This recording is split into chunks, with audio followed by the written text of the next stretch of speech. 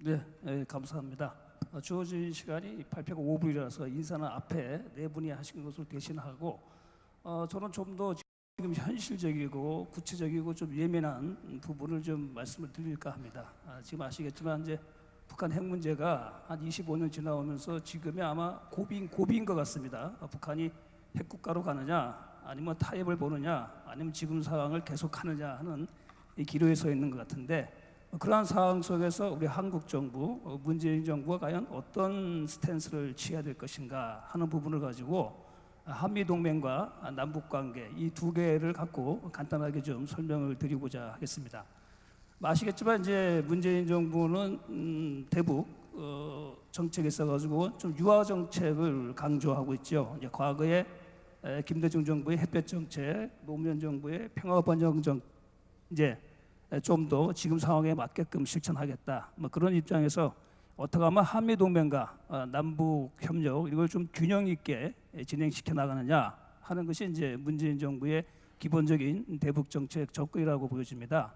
그렇게 해서 봤을 때 지금 상황에서는 아무래도 북한이 6차례 핵실험을 했기 때문에 북한을 제외한 모든 국제사회가 북한에 대해서 지금 제재를 하고 있는 상황 아닙니까? 그런 상황이기 때문에 지금 우리 정부도 제재에 동참하고 있지만은 보다 더 중요성을 주고 있는 것은 그래도 북한과의 대화를 통해 가지고 뭔가 이 문제를 해결하려고 하는 것이 문재인 정부의 대북 정책의 기본적인 어떤 방향의 어떤 방점이 주어져 있다 이렇게 볼 수가 있겠죠. 반면에 미국 같은 경우는 아시겠지만 지금은 대화보다는 제재에 전념하고 있는 상황이기 때문에 한미가 대북 정책에 있어가지고 원론적인 차원 또 북한의 비핵화, 북한의 핵을 허용할 수 없다라고 하는 부분에서는 동의를 하지만은 어떤 방법에 있어가지고는 한국 정부는 대화에 중점을 두고 있고 지금 트럼프 행정부는 제재에 중점을 두고 있다 이렇게 볼 수가 있겠죠. 뭐 그런 점에서 한미 관계에서 약간의 좀 차이점이 좀 있습니다. 방금 제가 말씀드린 것처럼 대화와 제재를 어느 쪽에 좀 강조점을 두느냐 하는 부분도 있고, 또 하나 이제 예를 들어 가지고 사드 문제에 있어 가지고 약간 한미 관계에 있어 가지고 조금은 껄끄러운 부분이 있습니다. 왜냐하면 이제 사드 같은 경우는 지난 정부에서 합의가 돼 가지고 배치를 했다가 지금 이제 완료가 됐는데, 그걸 둘러싸고 이제 문재인 정부하고 또 트럼프 행정부 사이에 약간의 서로 오해의 소지가 좀 있었던 것이죠. 그런 측면에서 그 지난 10월 31일인가요? 한국과 중국이 사드 문제를 해결하면서 우리 정부가 이게 구두 합의한 것이지만은 앞으로 미국의 미사일 방어 시스템에 참가하지 않고 사드를 추가 배치하지 않고 한미일 협력을 한미일 동맹으로 하지 않겠다라는 부분을 중국에다 약속을 했는데, 그런 부분이 미국이 과연 어떻게 받아들일까 하는 부분에 있어가지고는 약간의 한미 간에 좀 차이가 있을 수 있다라고 하는 부분을 좀 말씀을 드리고 싶습니다. 그렇다 그러면은 이 북한 핵 문제를 가지고 도대체 뭐 어떻게 해결해야 될 것인가? 구체적인 방법이죠. 아시겠지만 지금 세 가지 방법입니다.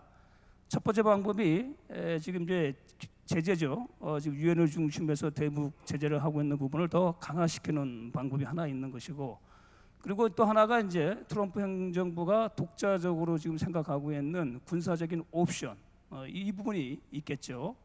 그리고 이제 좀 어떤 극적인 타협을 통해 가지고 북한을 대화와 협상의 테이블로 끌어들이는 이런 방법이 있는데, 첫 번째 경제 제재는 북한이 경제 제재를 받는다고 해가지고 핵을 완전히 포기할 것이다라고 하긴 좀 기대하기 어려운 부분이 있고, 두 번째 군사적 옵션은 지금 우리 정부가 반대하고 있기 때문에 이 한미 사이에 좀 의견 조율하기가 어려울 것이고, 마지막으로 이제 북한을 가지고 대화의 테이블로 끌어들이기 위한 방법이죠. 근데 여기에도 좀 차이가 있습니다. 북한은 아예 지금 본인이 핵 국가니까 뭐 대화 협상 비핵화를 위해서 나가지 않겠다는 것이고, 미국과 우리 정부 같은 경우는 북한이 핵 미사일 발사 시험을 중단하면은 대화를 할 수 있다는 것이고, 중국은 이제 중간자 입장에서 한미 연합 훈련을 중단하고 북한의 핵 미사일 실험을 중단하는 걸 조건으로 이렇게 내세우고 있지 않습니까? 근데 우리 정부 입장은 미국하고 같은 입장이지만 제가 봐가지고는 좀 더 중국에 가까운 입장이 아닌가 사실상 그렇게 보여집니다. 그래서 결론적으로 지금 우리 정부, 문재인 정부가 취하고 있는 북핵 문제에 대한 스탠스는 내용상으로 보게 되면 좀 중국에 좀 가까운 것이 좀 사실 현실이 아닌가 이렇게 보여집니다. 그래서 예상컨대 앞으로 만약에 핵 문제가 이렇게 진행되어져 간다 그러면 해결도 없이 계속 이 상황이 진행되어지면은 아마 북한 문제는 미중 간의 합의가 가장 중요한 역할을 할 것이다 하는 부분이고, 만약의 경우지만 미국이 군사적 옵션을 사용한다 그러면 아마 미일 동맹이 상당히 강화되어져 가는 그런 상황이 될 것이다. 마지막으로 북한이 어떻게 대화와 타협의 장으로 들어온다 했을 경우, 그럴 경우는 아마 현실적으로 북한이 요구하는 바를 가지고 좀 대가를 지불해야 될 겁니다. 아마 뭐 그런 부분에 있어 가지고는 아마 우리 정부, 문재인 정부가 그 대가나 지불을 좀 주도적으로 할 가능성이 높지 않은가 이렇게 보여집니다. 그래서 결론적으로 지금 우리가 북핵 문제를 둘러싸고 있는 한국의 상황이 동북아 국제 정세에서 약간의 우리가 좀 코리아 패싱이라고 얘기하고 있는데, 그런 부분이 외교 현실에서는 사실에 좀 가까운 것이 아닌가. 그래서 한국이 주도권을 가질 수 있으려면은 북한이 대화와 협상으로 들어오고 북한이 요구하는 바를 한국이 떠안는 뭐 이런 식이 돼야지 그때쯤 돼가지고 한국의 어떤 그 주도권이 좀 현실화될 것 같습니다. 그럼 마지막으로 말씀드릴 것 같으면, 만약에 북한이 대화 협상으로 들어와가지고 북핵 문제가 다시 협상을 통해서 논의되어진다 그러면은 지금 진행되고 있는 육자 회담이 단순히 북한 핵 문제만 해결하는 것이 아니고 더 나아가서 동북아 안보 공동체로 발전할 수 있는 그런 방향으로 나가는 것이 정말 평화 통일을 위한, 또 하나의 통일을 위한 바람직한 길이다 이렇게 생각을 합니다. 감사합니다.